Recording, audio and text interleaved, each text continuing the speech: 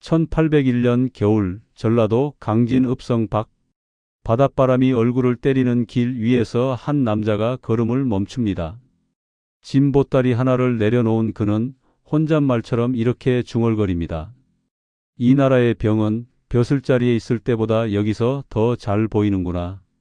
그는 모든 관직에서 밀려났고 가족과도 생이별한 채 남쪽 끝으로 끌려온 유배인이었습니다.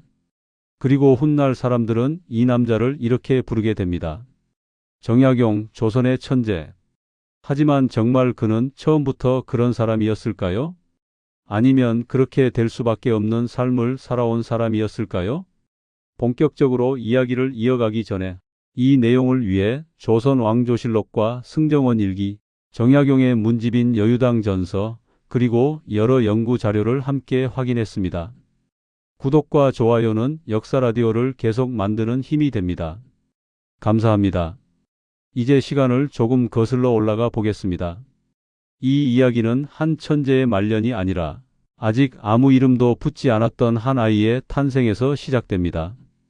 1762년 여름 경기도 남양주 마제 한강 물줄기가 완만하게 굽어 흐르는 이 마을에서 정약용은 태어났습니다. 남인 계열의 학문 가문이었던 이 집안에서는 아침이면 글 읽는 소리가 들렸고 저녁이면 어른들이 세상 돌아가는 이야기를 나누곤 했습니다. 아이였던 정약용은 그런 풍경 속에서 자라났습니다. 기록을 보면 그는 일찍부터 경서뿐 아니라 수학과 천문, 지리와 기술서에도 관심을 보였습니다. 다만 이 시기의 모습을 두고 이미 천재였다고 단정하기는 어렵습니다. 실록이나 공식 기록 어디에도 그를 신동으로 치켜세운 표현은 보이지 않습니다. 분명한 것은 그는 질문이 많은 아이였다는 점입니다. 글을 외우는 데서 멈추지 않고 왜 이렇게 되는가를 계속 묻던 아이였습니다. 시간이 흘러 그는 과거 시험을 준비하는 유생이 됩니다. 조선 사회에서 과거는 신분과 가문을 뛰어넘을 수 있는 거의 유일한 통로였습니다. 하지만 정약용은 시험 준비 과정에서도 남들과 조금 다른 방향을 바라보고 있었습니다. 답안을 잘 쓰는 법보다 제도가 왜 이렇게 만들어졌는지에 더 마음이 갔습니다. 훗날 그의 글을 들여다보면 이 시절 이미 법과 행정, 국가 운영에 대한 문제의식이 조금씩 자리를 잡고 있었음을 알 수 있습니다. 1783년 그는 과거에 급제합니다. 이로써 조선의 관료 사회에 들어설 자격을 얻게 됩니다. 겉으로 보면 특별할 것 없는 엘리트의 길처럼 보입니다. 하지만 바로 이 무렵 그의 삶에 중요한 변수가 등장합니다. 조선의 왕 정조입니다. 시선을 한양으로 옮겨보겠습니다.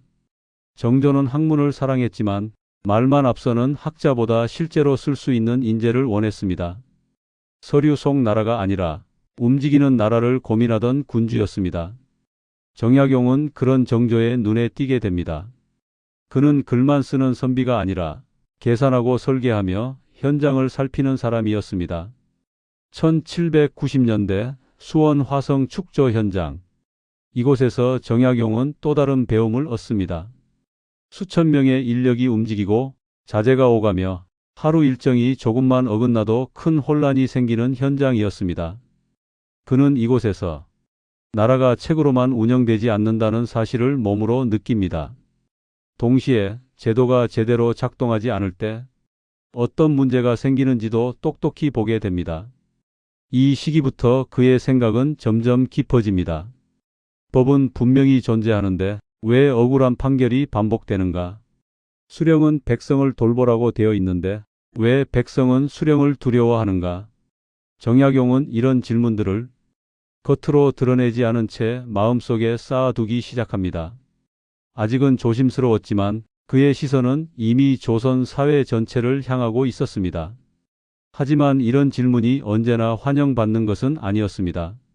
조선의 관료 사회는 안정과 균형을 무엇보다 중시하던 곳이었습니다. 너무 많은 질문은 유능함보다 불편함으로 받아들여지기 쉬웠습니다. 정약용은 점점 능력은 있지만 다루기 까다로운 인물로 인식되기 시작합니다. 그리고 이 미묘한 긴장은 훗날 그를 전혀 예상하지 못한 길로 이끌게 됩니다. 여기서 다시 한번 처음의 질문으로 돌아가 보게 됩니다. 정약용은 왜 조선의 천재로 불릴까요? 그 답은 아직 나오지 않았습니다.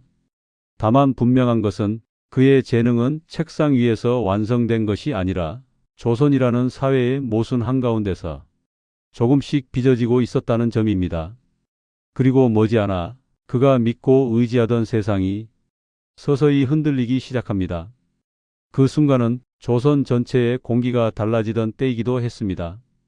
정약용이 조선 사회의 모순을 하나씩 의식하기 시작하던 무렵 그의 삶은 겉으로 보기에는 비교적 안정된 궤도 위에 있었습니다.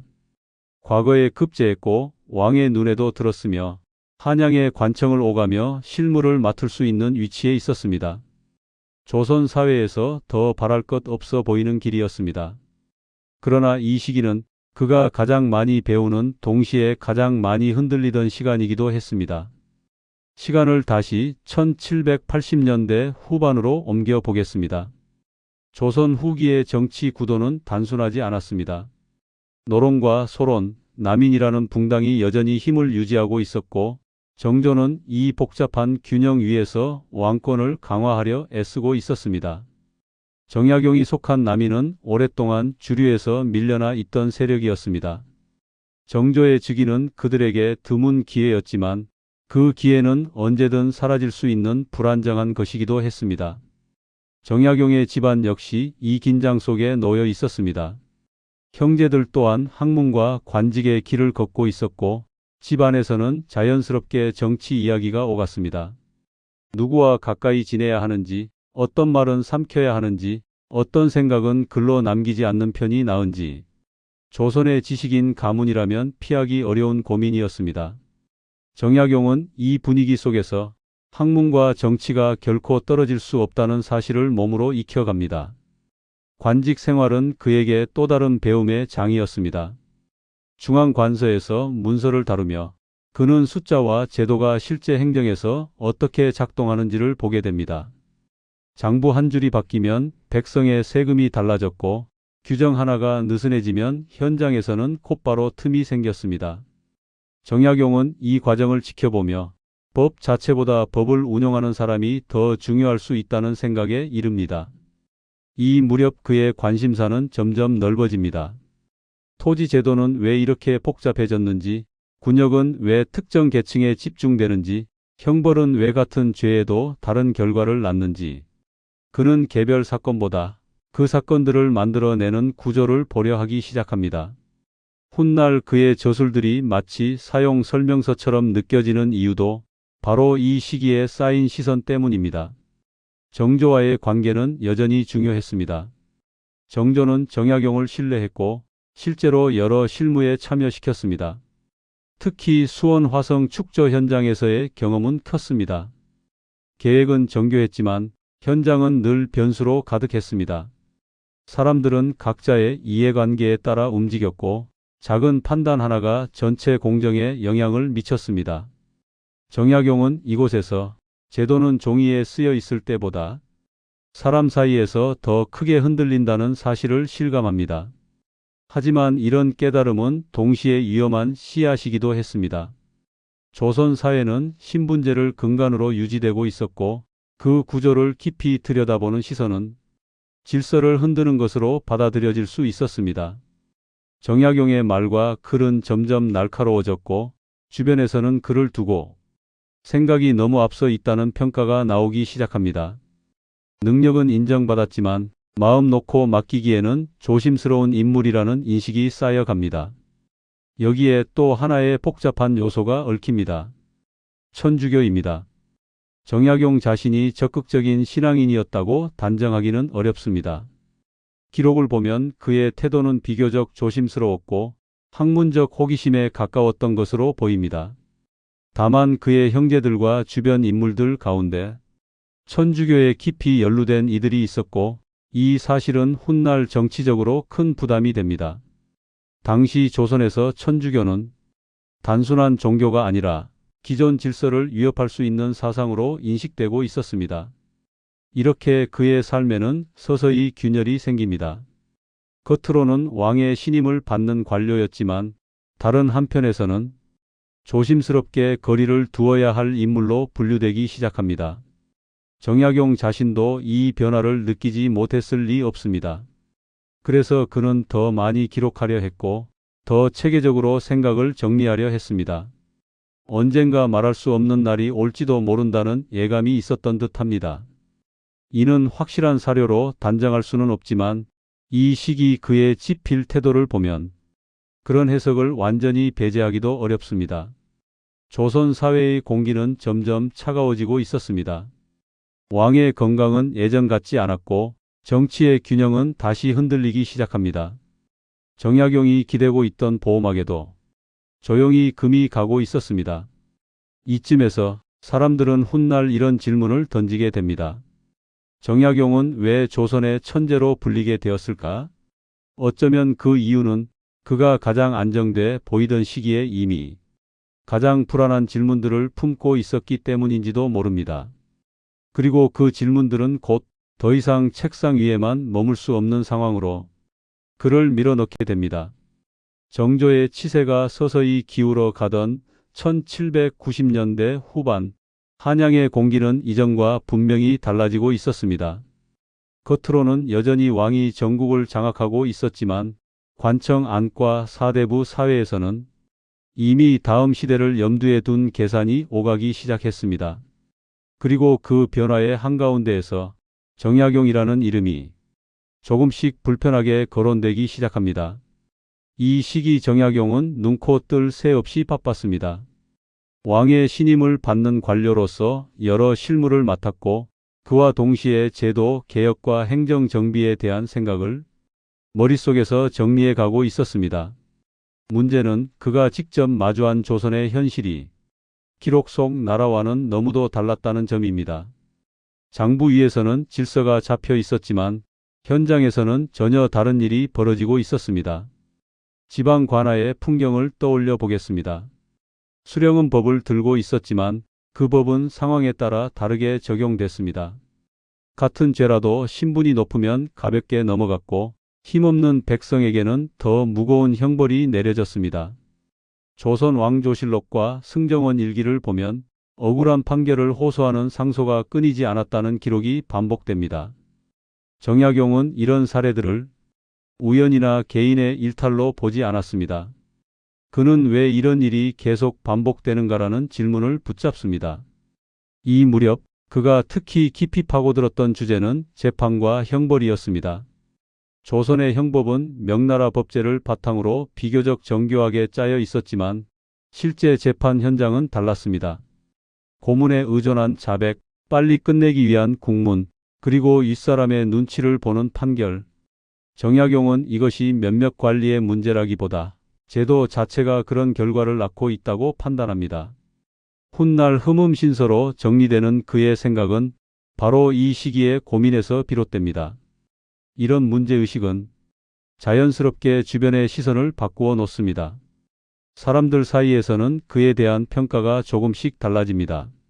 머리는 분명 좋은데 너무 까다롭다. 윗사람을 불편하게 만드는 말을 숨기지 않는다. 이런 말들은 공식 기록에 그대로 남아있지는 않습니다. 다만 후대에 전해지는 이야기들에서는 비슷한 표현이 반복됩니다. 확실하다고 단정할 수는 없지만 당시 관료 사회에서 그가 점점 다루기 어려운 인물로 인식되기 시작했음을 짐작하게 하는 대목입니다. 정조 역시 이런 분위기를 느끼고 있었던 것으로 보입니다. 왕은 정약용을 계속 기용했지만 그를 전면에 내세우는 데에는 점점 신중해집니다. 왕의 보호 아래에서는 문제가 되지 않던 생각들이 왕의 기력이 약해질수록 위험한 사상으로 보일 수 있었기 때문입니다. 정약용 자신도 이 미묘한 균형 위에 서 있다는 사실을 느끼고 있었을 가능성이 큽니다. 1799년 무렵 정조의 건강이 눈에 띄게 나빠지면서 전국은 더욱 불안해집니다. 조정 안에서는 노론 세력이 다시 고개를 들기 시작했고 남인 계열 인사들은 자연스럽게 견제의 대상이 됩니다. 정약용의 이름도 그 흐름에서 벗어나지 못합니다. 이제는 능력만으로 안전을 보장받을 수 없는 시기가 된 것입니다. 여기에 또 하나의 변수가 겹칩니다. 천주교입니다. 당시 조선에서 천주교는 단순한 신앙의 문제가 아니었습니다. 유교적 질서와 제사를 부정하는 사상으로 인식되며 국가 질서를 흔들 수 있는 위험 요소로 여겨졌습니다. 정약용 본인이 적극적인 신앙인이었다는 명확한 기록은 없습니다. 오히려 그는 끝까지 조심스러운 태도를 유지했던 것으로 보입니다. 하지만 그의 형제들, 특히 정약정과 정약종이 천주교와 깊이 연루되어 있었다는 사실은 여러 기록으로 확인됩니다. 이 소문은 조정 안에서 빠르게 퍼져나갑니다. 정약용 집안이 수상하다. 서학에 물든 자들이 조정을 어지럽힌다. 이런 말들이 오가던 분위기는 훗날 신유박해로 이어지게 됩니다. 당시 백성들 사이에서도 천주교는 낯설고 두려운 존재였습니다. 제사를 지내지 않고 새로운 하느님을 섬긴다는 이야기는 기존 질서를 뒤흔드는 소문으로 받아들여졌습니다. 정약용에게 이 시기는 가장 복잡한 갈등의 시간이었습니다. 한편으로 그는 나라를 제대로 운영하고 싶다는 열망이 커지고 있었고, 다른 한편으로는 정치적 위험이 점점 가까워지고 있었습니다. 그래서 그는 더 많이 기록하기 시작합니다. 아직 세상에 내놓을 수 없는 생각들이었지만 언젠가는 필요해질 것이라 믿었던 기록들입니다. 이 점은 명확한 사료로 단정할 수는 없습니다. 다만 이 시기 그의 지필이 유난히 집요해졌다는 점에서 그런 해석을 완전히 배제하기는 어렵습니다. 그리고 마침내 1800년 여름, 정조가 세상을 떠납니다. 조선 정치의 중심축이 사라진 순간이었습니다. 왕의 죽음은 곧바로 전국의 급격한 재편으로 이어집니다. 정약용에게 이것은 한 임금의 죽음이 아니라 자신을 지탱하던 마지막 보호막이 사라졌음을 뜻했습니다. 이제 질문은 하나로 모아집니다. 정약용은 왜 조선의 천재로 불리게 되었을까요? 그의 사상이 뛰어났기 때문만은 아닐지도 모릅니다. 그가 가장 예민한 시기에 가장 위험한 질문들을 끝까지 붙들고 있었기 때문은 아니었을까요? 그리고 이 질문은 곧 피할 수 없는 결말을 향해 그의 삶을 밀어넣기 시작합니다. 정약용은 이제 되돌릴 수 없는 갈림길 앞에 서게 됩니다.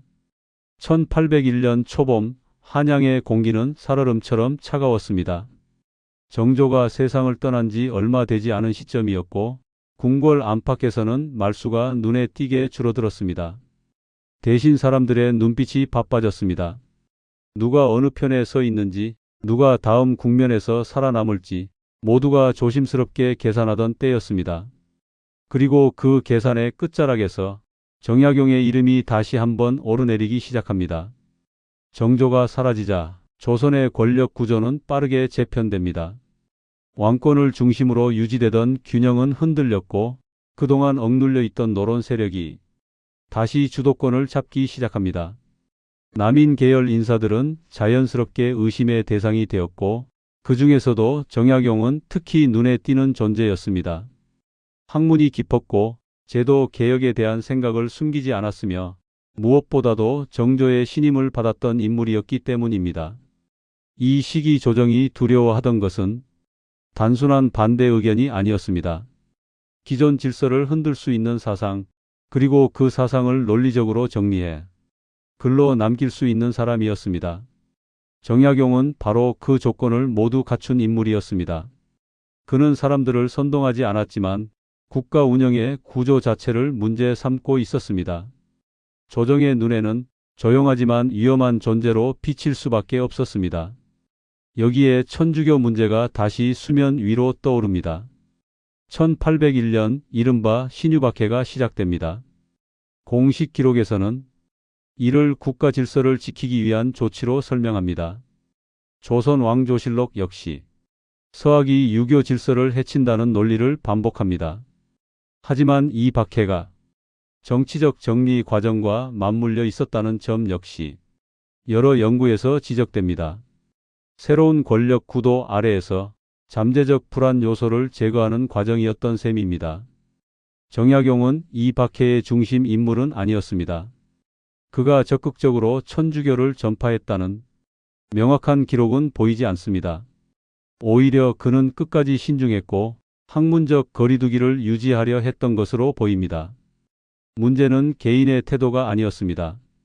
그의 형제들, 특히 정약종이 천주교와 깊이 연루되어 있었고 이 사실은 집안 전체에 대한 의심으로 이어집니다. 조선 사회에서 집안은 개인보다 훨씬 강한 기준이었습니다. 상황은 빠르게 악화됩니다. 정약용은 관직에서 물러나게 되고 조사 대상에 오릅니다. 기록에 따르면 그는 사형이나 중형을 면한 편에 속합니다. 이 점만 놓고 보면 비교적 가벼운 처분처럼 보일 수도 있습니다.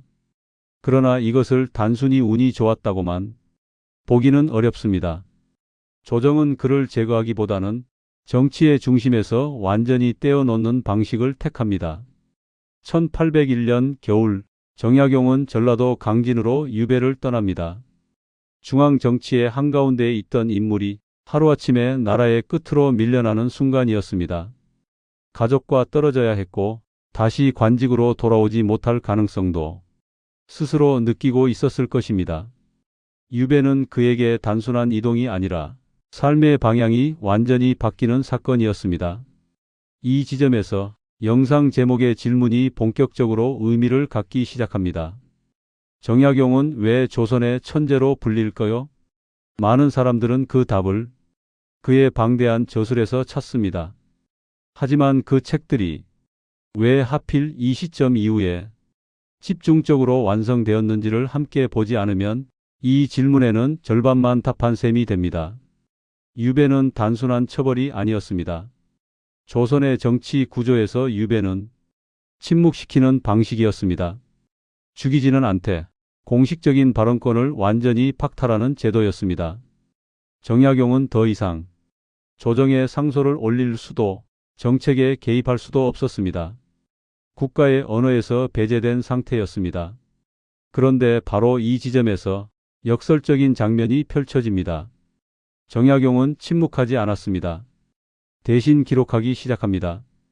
강진의 초라한 거처에서 그는 법을 다시 정리하고 행정을 다시 생각하며 나라 전체를 머릿속에서 다시 설계합니다. 목민심서, 경세유표, 흠음신서로 이어지는 사유의 큰 줄기가 이 시기에 본격적으로 굳어집니다. 여기서 한 가지 짚어둘 필요가 있습니다. 정약용의 천재성은 단순히 머리가 좋았다는 데 있지 않습니다. 이미 조선에는 뛰어난 학자들이 많았습니다. 그의 특별함은 국가 운영을 하나의 시스템으로 바라보고 그 구조를 글로 끝까지 정리해냈다는 점에 있습니다. 그리고 그 작업은 권력의 중심이 아니라 완전히 배제된 자리에서 이루어졌습니다. 정치적 배경을 다시 보겠습니다. 정조 시대는 개혁이 가능해 보이던 시기였습니다. 그러나 정조가 사라진 뒤 조선은 다시 안정과 질서를 우선하는 방향으로 돌아갑니다. 이런 국면에서 정약용의 사상은 너무 체계적이었고 너무 깊숙이 구조를 건드리고 있었습니다. 그래서 조정은 그를 필요로 하지 않았습니다. 아니, 필요로 하지 않으려 했다고 보는 편이 더 가까울지도 모릅니다. 이제 우리는 핵심에 다가섭니다. 정약용이 조선의 천재로 불리는 이유는 그가 모든 조건이 사라진 자리에서도 사고를 멈추지 않았기 때문입니다. 관직도 권한도 발언권도 없는 상태에서 그는 오히려 조선을 가장 집요하게 분석했습니다. 이것은 개인의 재능만으로 설명하기에는 부족합니다. 구조가 그를 그 자리로 밀어넣었고 정치는 그 선택을 고정시켰습니다. 다만 여기서 모든 이야기를 정리할 수는 없습니다. 유배지에서 완성된 그의 사상은 과연 무엇을 향하고 있었을까요? 그는 정말 백성을 위한 나라를 꿈꾸었을까요? 아니면 조선을 끝까지 붙잡아 두려 했던 사람이었을까요? 이 질문에 대한 가장 중요한 해석은 이제 다음 이야기에서 이어집니다. 강진 유배지에서의 시간이 길어질수록 사람들은 자연스럽게 한 가지 질문에 이르게 됩니다. 정약용은 왜 그렇게까지 집요하게 글을 썼을까요? 이미 정치에서 밀려났고 다시 불려갈 가능성도 거의 없던 상황에서 그는 왜 나라의 제도와 법을 끝까지 붙잡고 있었을까요? 이 질문에 답하려면 먼저 그가 서 있던 구조부터 살펴볼 필요가 있습니다. 정약용이 활동하던 조선 후기 사회는 겉으로 보기에는 성리학 질서가 안정된 듯 보였습니다. 그러나 안쪽에서는 균열이 깊어지고 있었습니다. 신분제는 여전히 유지됐지만 실제로는 돈과 인맥이 그 틈을 파고들고 있었습니다. 수령은 법으로는 백성의 부모였지만 현실에서는 세금을 걷고 실적을 맞추는 관리였습니다. 제도는 분명히 존재했지만 그 제도를 끝까지 책임지는 사람은 점점 사라지고 있었습니다. 정약용의 저술은 바로 이 지점을 겨냥합니다. 목민심서를 들여다보면 그는 수령에게 백성을 불쌍히 여겨라 같은 추상적인 도덕 훈계를 길게 늘어놓지 않습니다. 대신 언제 장부를 확인해야 하는지, 흉년이 들었을 때 어떤 순서로 움직여야 하는지, 송사가 들어오면 어떤 질문부터 던져야 하는지를 하나하나 구체적으로 적어둡니다. 이는 사람이 선해지기를 기대한 글이 아니라 사람이 흔들릴 수밖에 없다는 전제에서 만든 운영 지침에 가깝습니다. 흠음신서 역시 마찬가지입니다. 정약용은 고문과 자백에 의존하는 수사 방식이 왜 위험한 결과를 낳는지 차분히 짚습니다. 어떤 구조에서 억울한 판결이 반복되는지도 구체적으로 설명합니다. 여기에는 인간에 대한 냉정한 이해가 깔려 있습니다. 수사관도 사람이고 피의자도 사람이며 권력 앞에서 판단은 쉽게 흔들릴 수 있다는 사실을 그는 정확히 알고 있었습니다. 그래서 그는 이렇게 해야 한다는 명령보다 이렇게 하면 반드시 문제가 생긴다는 경고에 더 많은 지면을 할애합니다. 이런 생각은 단순한 이상주의에서 나온 것이 아니었습니다. 정약용은 중앙관직에서 실제 행정을 경험했고 지방의 현실도 직접 보았습니다. 그리고 무엇보다 권력의 중심에서 한순간에 밀려나 본 사람이었습니다. 이 경험은 그의 시선을 더 냉정하게 만들었습니다.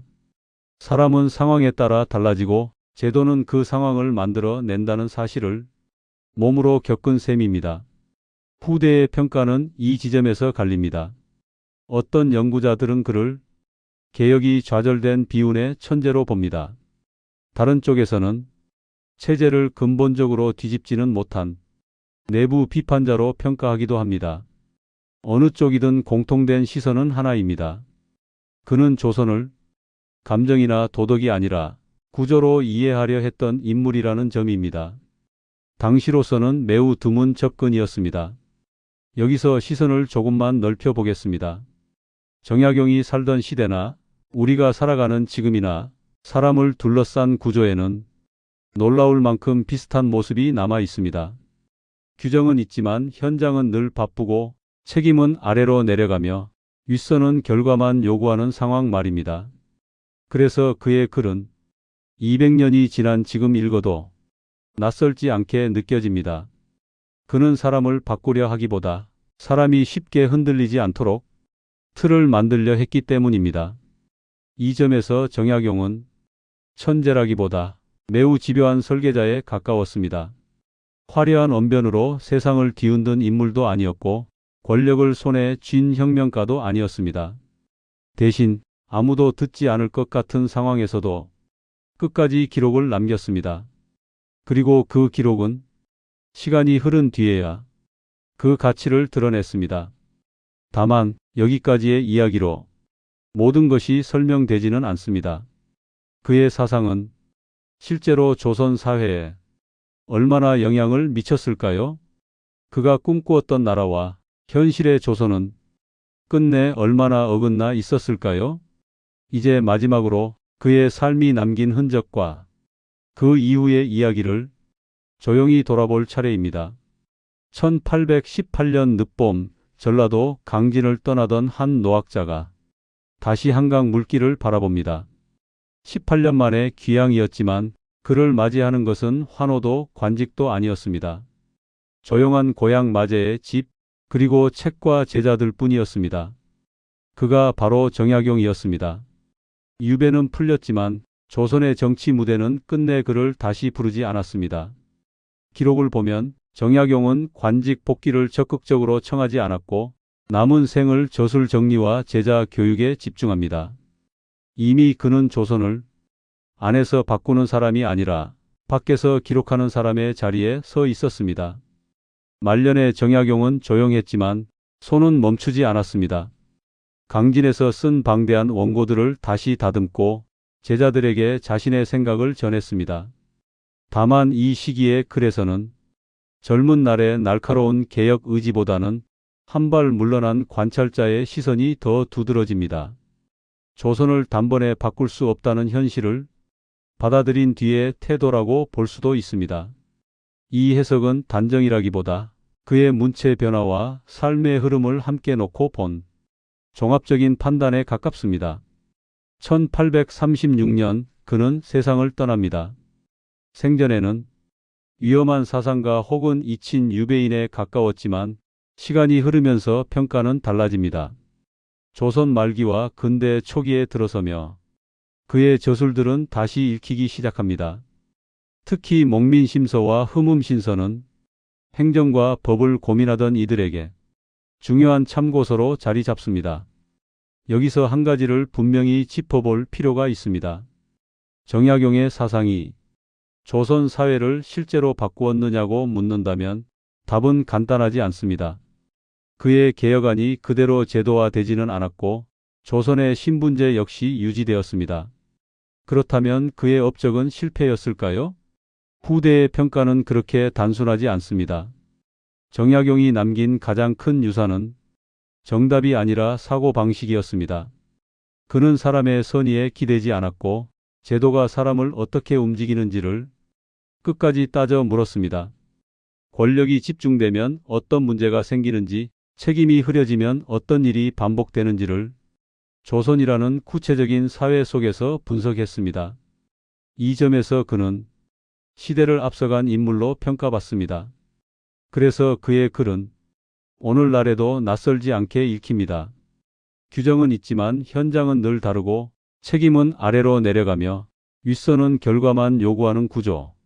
조선 후기나 지금이나 모양만 달라졌을 뿐 비슷한 장면들이 반복됩니다. 옛날 이야기인데도 지금과 닮았다는 느낌이 자연스럽게 드는 이유입니다. 이제 처음 던졌던 질문으로 돌아가 보겠습니다. 정약용은 왜 조선의 천재로 불릴까요? 그 답은 머리가 좋았기 때문만도, 책을 많이 썼기 때문만도 아닙니다. 그는 가장 불리한 자리에서 가장 오래 생각한 사람이었습니다. 말할 수 없을 때 기록했고 버려졌을 때 설계했습니다. 조선이라는 나라가 어떻게 굴러가는지를 끝까지 이해하려 했던 집요함, 바로 그 점이 그를 특별하게 만들었습니다. 여기서 우리는 또 하나의 질문을 던질 수 있습니다. 여러분이라면 그 시절 정약용의 자리에서 어떤 선택을 하셨겠습니까? 권력의 중심에 남기 위해 생각을 접었을까요? 아니면 모든 것을 잃고서라도 기록을 남겼을까요? 정약용의 삶은 이 질문을 조용히 우리 앞에 놓아둡니다. 오늘 이야기는 여기까지입니다. 이 영상이 좋았다면 구독과 좋아요, 알림 설정이 영상 제작에 큰 힘이 됩니다. 댓글로 오늘 가장 인상 깊었던 장면과 다음에 다뤘으면 하는 주제를 한 가지 남겨주세요. 감사합니다.